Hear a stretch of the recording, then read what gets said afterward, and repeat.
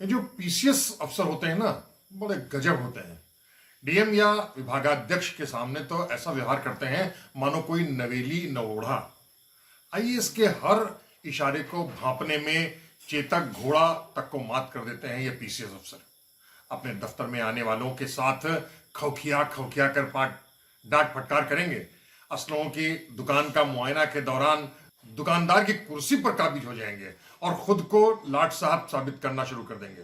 लेकिन जिलाधिकारी के सामने कमर से 60 से 90% तक की डिग्री तक नीचे झुक जाएंगे। वजह यह कि सरकार की ओर से उनको एक जीप या कार तो थमा दी गई है, लेकिन यह सुविधा तो उनकी पोस्टिंग के हिसाब से ही तय होगी ना। और इस पोस्टिंग का फैसला करता है आईएएस और उसका रहमो करम। ईमानदार और नियम कानूनची अफसर तो हमेशा हुड़ुक चुल्लू की तरह मुंह बाएं अंट शंट और बकवास कुर्सी पर काटता रहते हैं।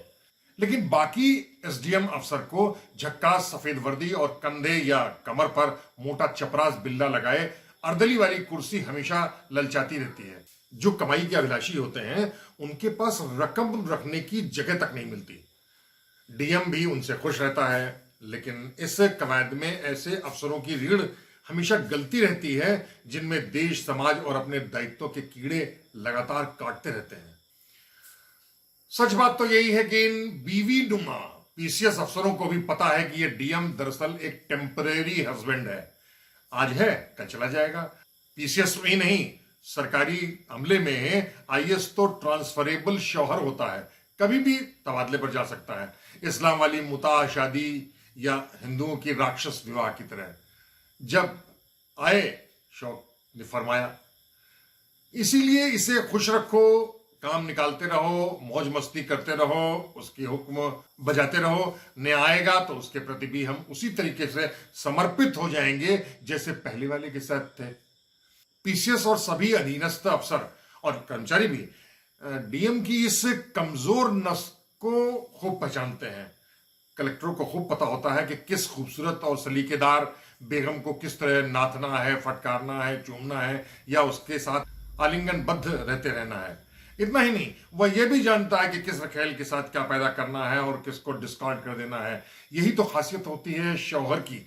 और जो डीएम ऐसी तरकीबों को जान जाता है वह अपने जिले के रनिवास का बेताज शौहर बन जाता है। मातहत अफसर उसकी मुता की शर्तों की बीवियों की तरह अपने इस शौहर के हर नखरों को पलकों में सजोने में जुटे रहते हैं।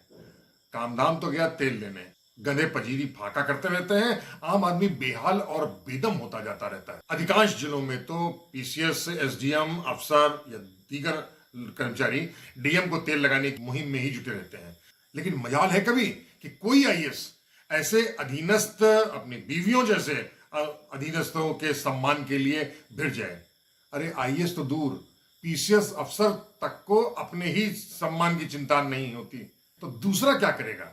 आप याद कीजिए कि 5 साल पहले 11 दिसंबर के दिन कलेक्ट्रेट के वकीलों ने हुजूम बनाकर कलेक्ट्रेट पर हमला कर दिया था। 2-3 एसडीएम और 2 एडीएम को जमकर कूटा था इन वकीलों ने।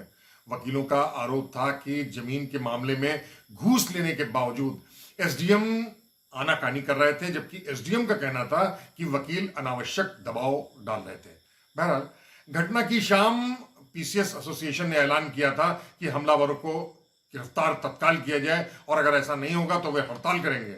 लेकिन न गिरफ्तारी हुई न हड़ताल हुई, न आईएएस अफसरों की एसोसिएशन बोली, न तहसीलदार अथवा लेखपालों का कोई संगठन। इतना ही नहीं, उत्तर प्रदेश के कर्मचारियों का महासंघ भी बिल्कुल महाशांत हो गया।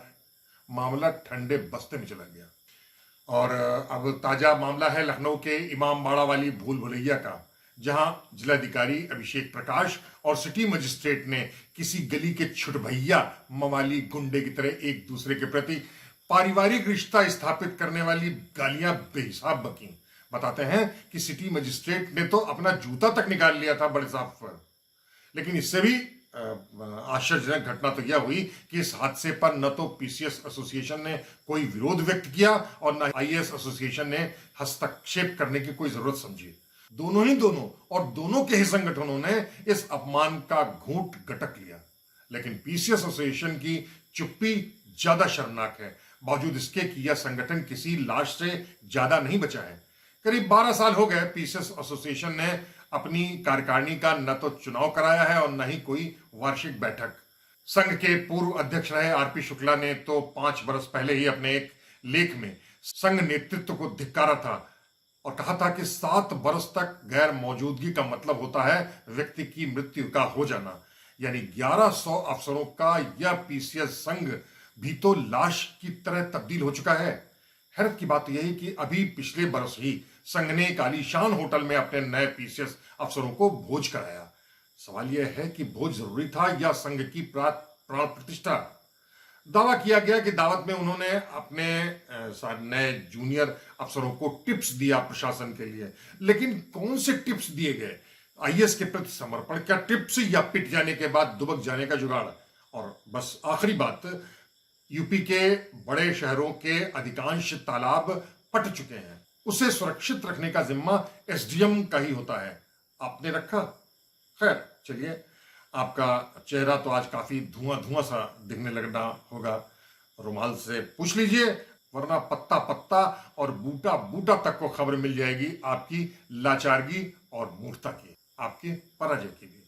और तब कैसा लगेगा एसडीएम साहब?